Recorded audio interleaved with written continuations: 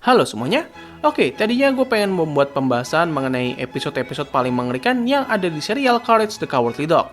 Tapi sebelum gue memulai pembahasan tersebut, ada satu hal yang pengen gue bahas. Lebih tepatnya adalah beberapa pertanyaan gue mengenai kartun ini. Apakah Courage merupakan kartun yang paling horor yang pernah dibuat? Apa yang membuat kartun Courage menjadi sangat mengerikan hingga kita mengalami trauma di masa kecil? Tapi anehnya, kita tahu bahwa kartun ini sangat menyeramkan, namun kita terus masih saja kembali untuk menonton kartun ini. Well, di sini gue bakal membahas semua pertanyaan itu, jadi kita langsung masuk aja ke pembahasan dalam 3, 2, 1.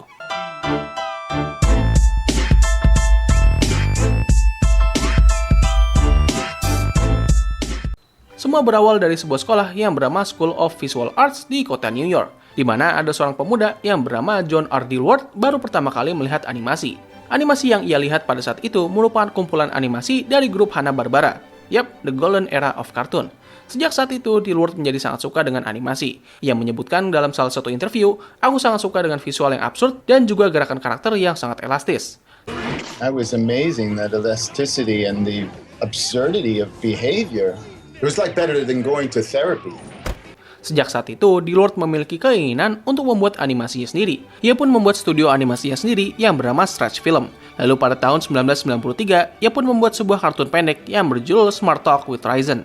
Dalam kartun tersebut, terdapat karakter anjing yang bernama Hamilton, yang mana karakter ini akan menjadi titik awal dari terciptanya Courage. Bahkan kalau misalnya kalian perhatikan, visual dari kartun ini memiliki kemiripan yang sangat persis dengan kartun Courage. Setelah itu, Dilworth membuat sebuah kartun independennya sendiri, dengan judul Dirty Bertie dan Chicken from Outer Space. Dilworth mencoba untuk menunjukkan pilot dari Chicken from Outer Space kepada eksekutif grup Hanna-Barbera. Plot dari kartun ini mengisahkan seekor ayam dari luar angkasa yang datang ke bumi untuk menginvasi keluarga Courage. Satu hal yang unik mengenai pilot ini adalah ceritanya memiliki sambungan dengan episode kedepannya, yaitu episode The Revenge of Chicken from Outer Space dan The Son of Chicken from the Outer Space.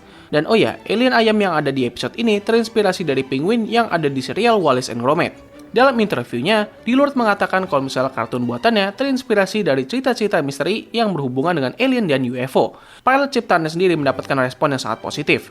Bahkan animasinya mendapatkan nominasi di Academy Award ke-68 untuk kategori The Best Animation Short Film.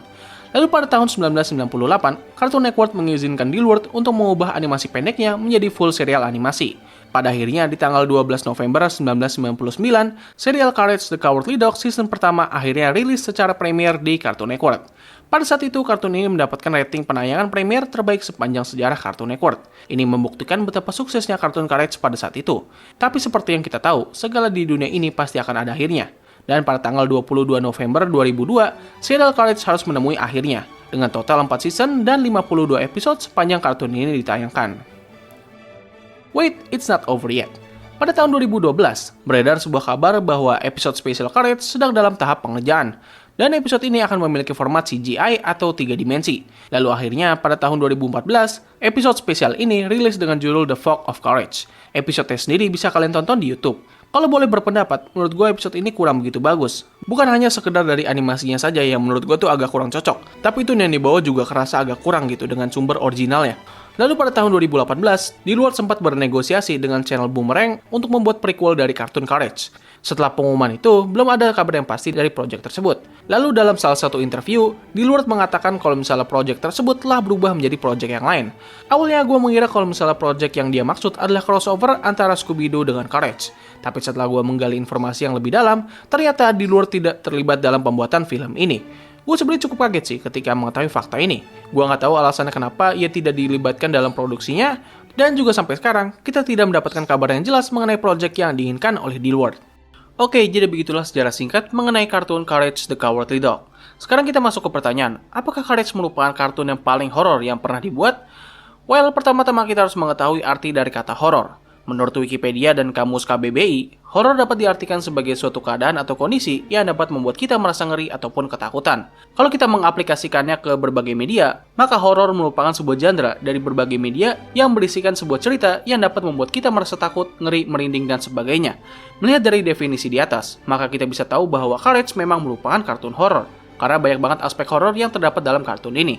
Tetapi Courage bukanlah satu-satunya kartun horor yang pernah dibuat. Masih banyak sekali kartun horor di luar sana yang tidak kita ketahui. Ada yang sengaja dibuat horor, tapi ada juga yang niat awalnya tidak dibuat untuk horor, tapi dikarenakan mereka memiliki berbagai unsur yang membuat kartun tersebut menjadi terlihat mengerikan, maka mereka bisa dimasukkan sebagai kategori horor meskipun tidak resmi.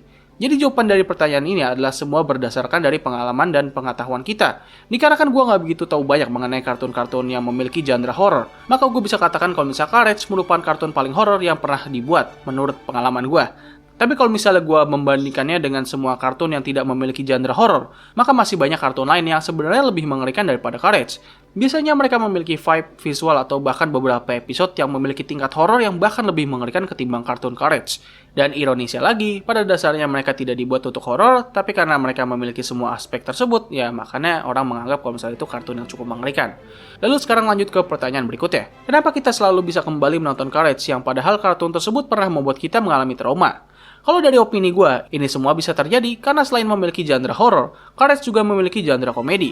Banyak sekali momen lucu yang dimiliki oleh kartun ini. Bahkan kalau misalnya kita menontonnya tanpa memikirkan makna dari setiap momen, banyak sekali momen horor ataupun disturbing yang sebenarnya cukup lucu.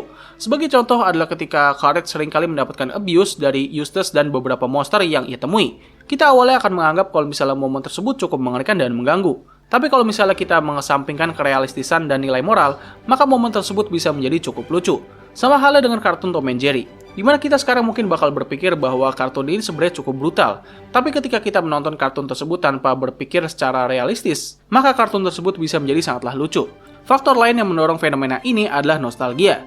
Kita dulu ingat kalau misalnya kartun ini tuh horor banget. Bahkan terkadang kartun ini bisa membuat kita kepikiran ataupun mimpi buruk. Tapi seiring berjalannya usia, kita akan menjadi semakin berani dalam menghadapi berbagai hal.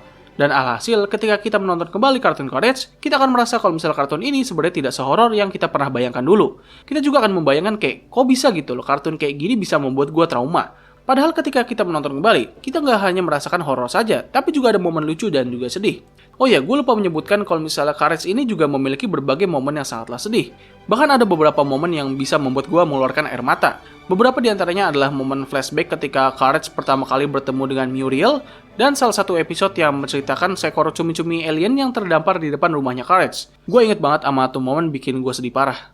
Lalu pertanyaan terakhir, apakah Courage harus dibuat kembali atau dibuat kelanjutannya? Pertanyaan ini muncul ketika gue mengetahui kalau misalnya Dearworld dan juga CN sempat berencana untuk membuat remake dan membuat prequel dari kartun ini. Dan jawaban dari gue adalah tidak. Kartun ini tidak perlu dibuatkan remake ataupun dibuatkan cerita sequel ataupun prequel. Biarkan Courage tetaplah Courage. Jangan mencoba untuk membuat kembali kartun yang sudah sempurna di pikiran kita dengan kartun baru yang bisa membuat kita menjadi murka. Oke lah, kita tahu bahwa kemarin Courage sempat mendapatkan episode crossover yang mana episode tersebut sebenarnya cukup solid. Tapi terlebih dari itu, mereka nggak perlu membuatkan cerita Courage kembali. Biarkanlah kartun lama tetap berada di ingatan kita. Oke, mungkin itu saja sih yang bisa gue bahas mengenai kartun Courage dan juga sejarah singkatnya. Dan seperti yang udah gue bilang di awal video, kemungkinan gue bakal membuatkan video pembahasan mengenai episode-episode mengerikan yang ada di kartun Courage di segmen Creepytoon. Jadi ya mohon ditunggu dan bersabar karena ya gue pasti bakal membutuhkan beberapa waktu untuk menonton beberapa episode dari kartun ini. Mungkin cukup sekian dari video gue kali ini. Terima kasih atas waktu yang telah kalian luangkan untuk menonton video gue. Gue undur diri, sampai ketemu lagi di video selanjutnya.